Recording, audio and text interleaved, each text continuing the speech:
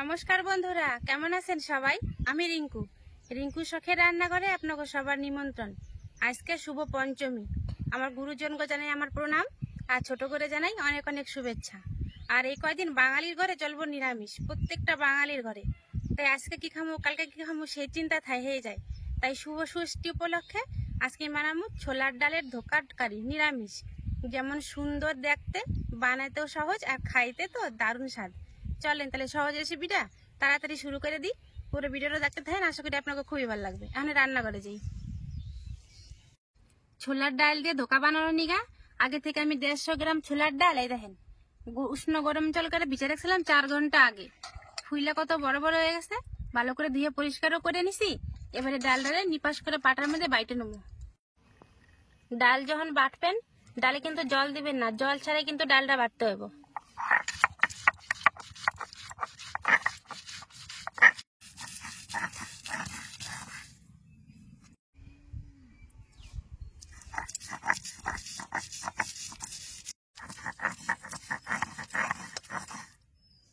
ডাল দেখেন আমার বাটা হয়ে গেছে, আর ডাল বাটছি কিন্তু নিপাস হয় না, পরে দেখেন একটুখানি কিন্তু গোটা গোটা রয়েছে। একদম মিহি করবেন না, তাহলে কিন্তু আবার ধোকা ভালো লাগবে না খাইতে।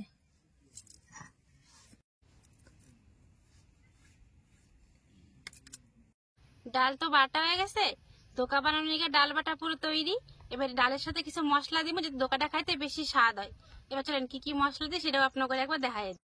স্বাদ মতো নুন, অল্প একটু চিনি, পরিমাণ মতো হলুদের গুঁড়া, অল্প একটু লঙ্কার গুঁড়ি, অল্প কটা মৌরি।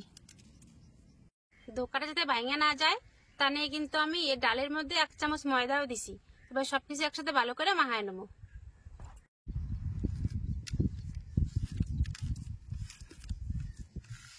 ময়দাটা দেওয়ার জন্য বেশ শুকনো শুকনো হয়ে গেছে। এর মধ্যে আমি অল্প একটু জল দিয়ে দেবো।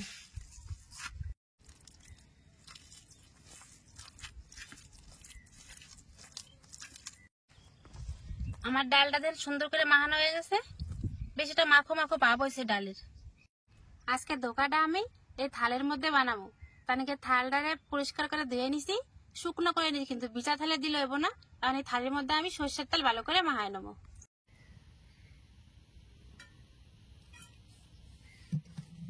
তেলের পরিমাণটা একটু বেশি দিবেন, যে ধোকাগুলো ভালো মতো উঠে যায়। এবার ডাল বাটাটা এই থালের মধ্যে দিয়ে দেবো। সমান করে ছড়াই দেবো চারিপাশে। চারিদিকে সমান করে থালের মধ্যে দিয়ে দিছি। এবার উনান ধরাইয়া কড়াই চাপাই দেবো। উনান ধরাইয়া কড়াই চাপাই দিছি। কড়াইতে আমি 1 বাটি জল দিয়ে দেবো। জলের মধ্যে একটা স্ট্যান্ড বসাই দিলাম। এই স্ট্যান্ডের উপরে এখন এই যে ধোকা বানানোর নিগা ডাল বাটার থালটা দিয়ে দিলাম। এবার একটা থাল দিয়ে পুরো কড়াইটারেই ডেকে দেবো। ধোকাটা সিদ্ধ হইতে বসাই দিছি। ধোকাটা সিদ্ধ হইতে হইতে ততক্ষণে কিছু মশলা আমি বাইটে নেবো। প্রথমে দিলাম আদা, জিরা, শুকনো লঙ্কা, অল্প করে চারমগজ। এবার নিপাস করে বাইটে নেব।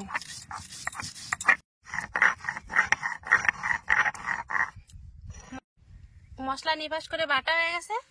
এবার দেখুন ধোকাটাও এরকম সিদ্ধ হয়েছে।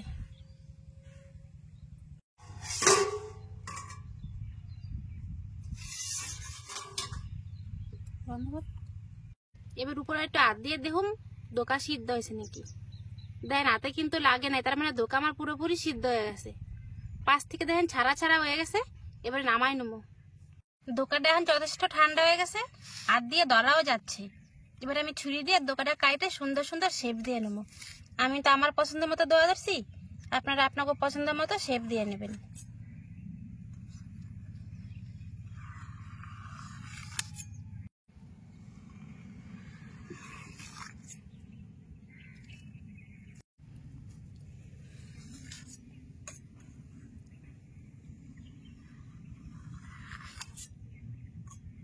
খুব ভালো মতো ধোকাগুলো সিদ্ধ হয়েছে কিন্তু।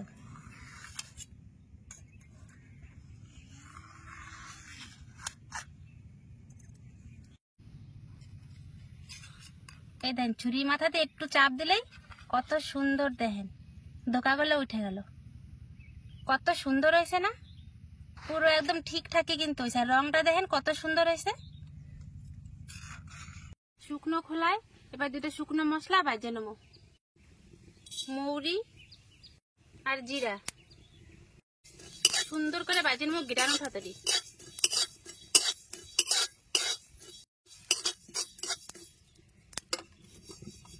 জিরা আর মৌরি তো ভাজা হয়ে গেছে, এবার কড়াইতে সর্ষের তেল দিয়ে দেবো।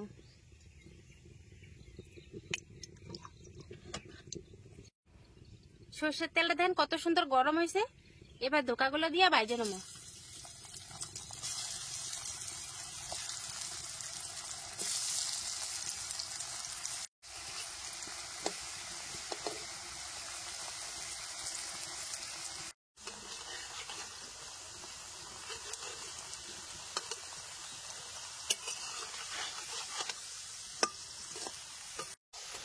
ধোকাগুলো দেখেন কত সুন্দর লাল করে ভেজে নিছি, এবারে উঠাই নেবো।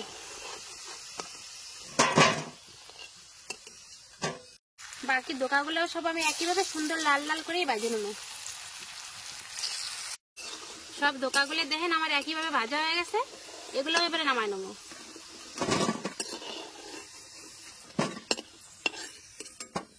যে তেল দিয়ে আমি ধোকাগুলো ভাজি সেই তেল দিয়ে কিন্তু ধোকার ডালনাটাও আজকে রান্না হয়ে যাবে। বোকা এখন তরকারিতে ফোড়ন দিয়ে দেবো। একটা চিড়ে রাখা শুকনো লঙ্কা, অল্প কটা মৌরি, এবার তুমি বাইটে রাখা মশলা,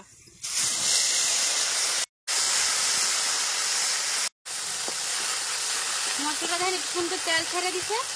এবারে কুচায় রাখা টমেটো দিয়ে দেবো, স্বাদ মতো নুন, পরিমাণ মতো হলুদ, একসাথে আবারও ভালো করে কষাই নেবো। মশলা দেখেন কত সুন্দর করে কষাইছি, কিন্তু কোনো কাঁচা মশলার গন্ধ করতেছে না। আর দেন টমেটো কত সুন্দর গইলে মিলাই গেছে, সুন্দর আবার তেলও ছাড়ছে। এবার জল দিয়ে দেবো।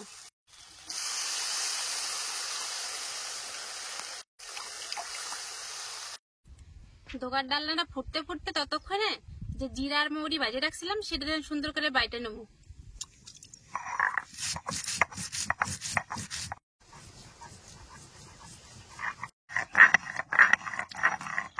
জিরা আর মৌরি নিপাস করে বাইটে নিছি, কি সুন্দর গন্ধ বেরাইছে। এবার ডাইকে থুয়ে দেবো, না আবার সুগন্ধটা চলে যাবো। তরকারির ঝোল ভালো মতোই ফুটে গেছে, সুন্দর জাল হয়ে গেছে। এবার ভাজে রাখা ধোকাগুলো দিয়ে দেবো।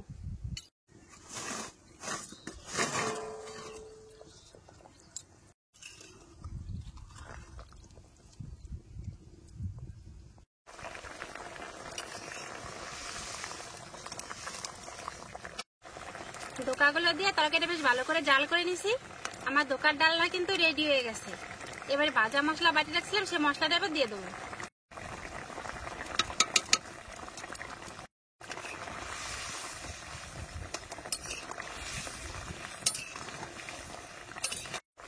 অল্প একটুখানি গরম মশলার সাথে দিয়ে দিলাম।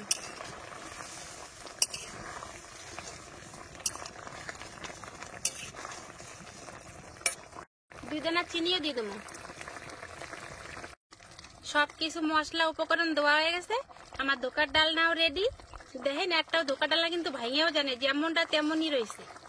এবারে নামাই নেব। ষষ্ঠীর দিন সকালবেলায় বা দুপুরবেলা গরম গরম ভাত কিংবা রুটি, লুচি বা পরোটা, সাথে এরকম ধোকার ডালনা, কন দেখি কেমন জমে যাবে। একটা ধোকা আমার কিন্তু ভাইঙা দুই ভাগ হয় নাই, প্রত্যেকটা ধোকা দেন গোটা গোটা রয়েছে। আর তেমনই সুন্দর দেখতেছে, রংটাও তেমনি সুন্দর। আজকে ভাত বা রুটি না, ধোকারটা এত সুন্দর হয়েছে দেখতে, আমি তখন শুধু খাই দিম কেমন স্বাদ হয়েছে। ধোকার সাইজ খালি একবার দেখেন বন্ধুরা, কত বড়, পুরো প্লেটের এই মাথা আর ওই মাথা। নিরামিষের দিনে ডাল, একটু ভাজা আর একটা ধোকার কারি, ব্যাস আর কিছুই লাগবো না। যতই কুটুম আসুক আর যাই আসুক, অনায়াসে দিব্যি সম্মানের সাথে কিন্তু এটা দিয়ে আপনি খাইতে দিতে পারবেন। আর ঝোলটা দেখেন কত সুন্দর ঘন হয়েছে। এবার চলেন খাই দেখি তো কেমন স্বাদ হয়েছে। সাধারণত সবাই ডালটারে বাইটা তারপরে তেলের মধ্যে কষায়া কষায়া তারপরে যে ধোকার ডালটা ধোকার শেপটা দেয়, কিন্তু দেখলেন তো আমি সম্পূর্ণ আলাদা রকম করে আজকে রান্নাটা করলাম। এতে স্বাস্থ্যকর যেমন হয়, সময়টাও কম লাগে আর খাইতেও স্বাদ, মানে পরিশ্রমও কম মনে করেন। শুধু বাইটা নিয়ে থালার মধ্যে সাজায় একটু বাষ্পতে সিদ্ধ করে নিলেই হবে। কিন্তু রান্নাটা এত সহজেই করছি, এবার খাই দিয়ে কেমন স্বাদ হয়েছে। আর আপনারা তো দেখলেনই, একটাও কিন্তু আমার ধোকা ভাঙে নাই, সব করা ধোকা কিন্তু গোটা গোটা রয়েছে, রান্নার পরেও কিন্তু ভাঙে নাই। একটু করে ময়দা দেওয়াতে এত সুন্দর হয়েছে। এবার খাই দিয়ে কেমন স্বাদ হয়েছে।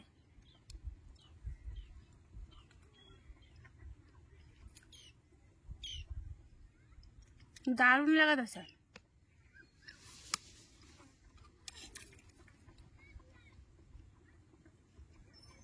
নিরামিষের দিনে আমার যদি ধোকা থাকে, তাহলে আমিষের দিনে ওকে মাছ মাংস রান্নার দরকার নেই, ধোকা দিয়ে ভাত খাবো। আরেকবার ধোকাটা বানান তো দেখি।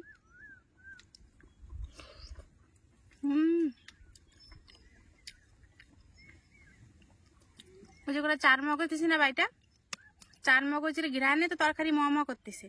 আর বিশেষ করে মৌরি বাজার যে কি সুগন্ধ, সে তো আপনারা জানেনই। আর ধোকার ভিতরে তো মৌরি আছে, দাঁতে পড়া যাচ্ছে, দুইটা মৌরি দারুণ লাগা যাচ্ছে কিন্তু খাইতে।